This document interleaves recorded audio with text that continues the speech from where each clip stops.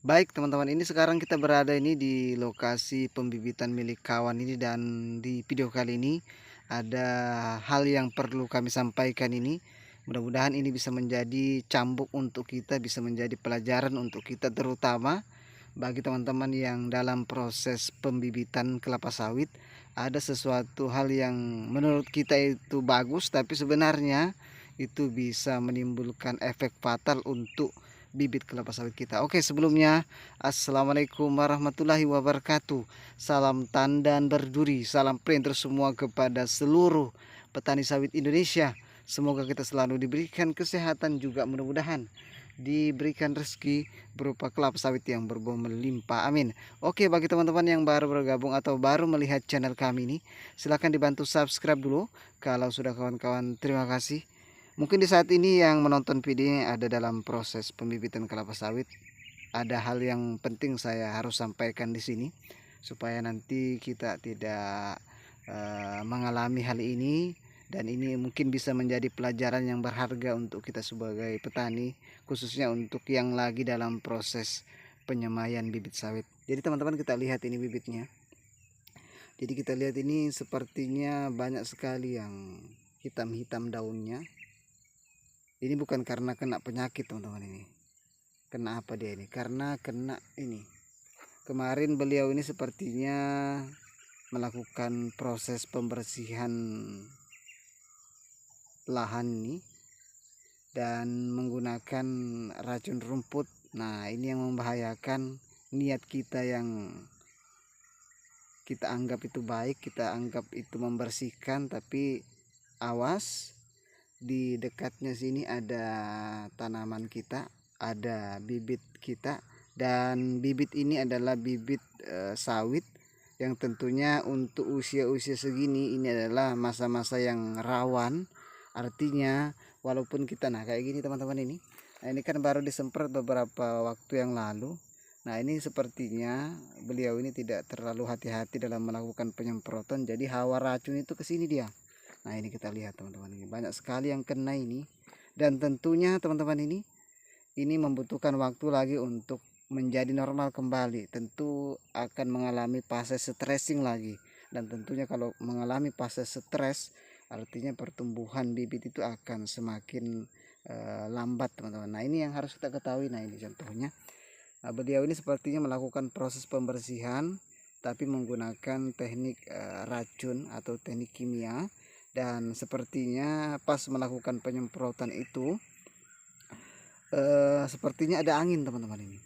Nah, dan terbawa ke pembibitan ini, dan kita lihat ini hampir sekitar mungkin di atas 60% teman-teman ini yang kena kayak gini daun-daunnya. Dan mungkin teman-teman ada yang pernah mengalami hal ini, silahkan bertulis komentar di kolom komentar ini, apakah teman-teman pernah mengalami hal ini, melakukan proses pembersihan rumput atau gulma menggunakan semprot dan tidak sadar bahwa hawanya itu mengenai bibit kita, dan inilah efeknya.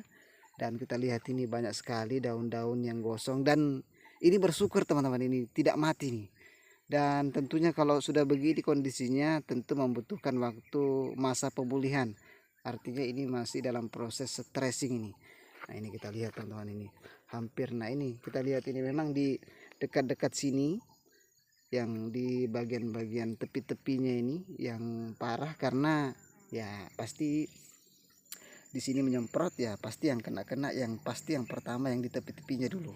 Nah, ini salah satu juga pelajaran yang berharga. Kita berharap membersihkan gulma, tapi kenyataannya itu bisa memperparah kondisi bibit sawit kita. Bukan kita tambah bagus, tapi malah tambah parah. Nah, ini yang kita harus menjadikan acuan pelajaran untuk kita semua. Jangan sampai kita melakukan pembersihan gulma-gulma di area pembibitan kita menggunakan racun. Mungkin bisa menggunakan racun teman-teman, tapi kita biasanya pakai apa ya, di spuyernya itu dikasihkan semacam penghalang, kayak semacam apa namanya, kayak semacam ada baskom-baskom kecil itu dikasihkan kayak gini, supaya apa namanya, pencurannya air itu tidak merembet ke sana kemari. Nah, ini salah satu juga yang perlu kita ingat sama-sama.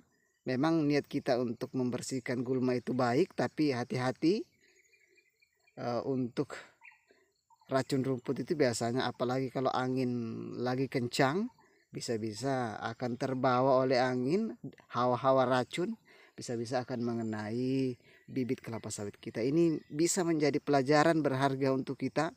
Kita menyemai bibit sudah berapa bulan, kita sudah mengeluarkan dana yang lebih tentunya, apalagi bibit yang ada ini adalah bibit unggul. Ini adalah jenis Dabi Mas teman-teman. Ini salah satu varietas terbaik juga di Indonesia yang tentunya harganya juga mahal. Dan itulah yang harus kita pikirkan, bagaimana caranya kita melakukan pembersihan piringan, misalnya pembersihan di sekeliling dari pembibitan ini menggunakan teknik manual saja supaya aman.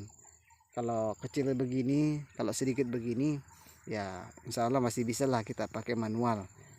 Dan memang itulah konsekuensi yang harus kita terima ketika kita melakukan pekerjaan yang kita rasa itu sudah baik, tapi memang ada saja efek negatif yang ditimbulkannya, teman. Nah, ini ada sedikit gambaran pelajaran untuk kita semua. Nah, kita lihat ini memang sepertinya sekitar mungkin di atas 70% ini yang kena. Nah, ini saja yang di tengah-tengah ini yang tidak kena, ini hawa racun ini. Ini tingkat stresnya ini pasti akan panjang ini, karena kelihatannya ini. Nah, tinggal yang di tengah-tengah saja yang tidak kena, yang di sana. Kalau yang sebelah-sebelah sini, yang sebelah sini ini hampir kena semua hawa racun. Nah, ini kebetulan kayaknya sepertinya beliau melakukan proses penyemprotan di area kebunnya ini dan sudah mendekati pembibitannya, tidak terlalu hati-hati.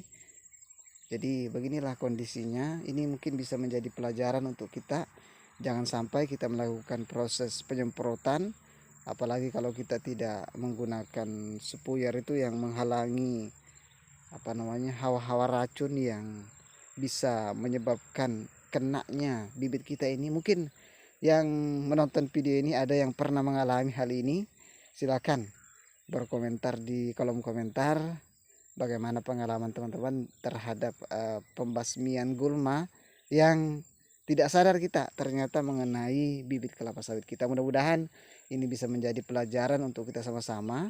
Saya juga sebagai petani juga tentu harus menyadari ini, betapa pentingnya kehati-hatian dalam proses pembersihan, apalagi kalau kita menggunakan racun. Assalamualaikum warahmatullahi wabarakatuh. Terima kasih.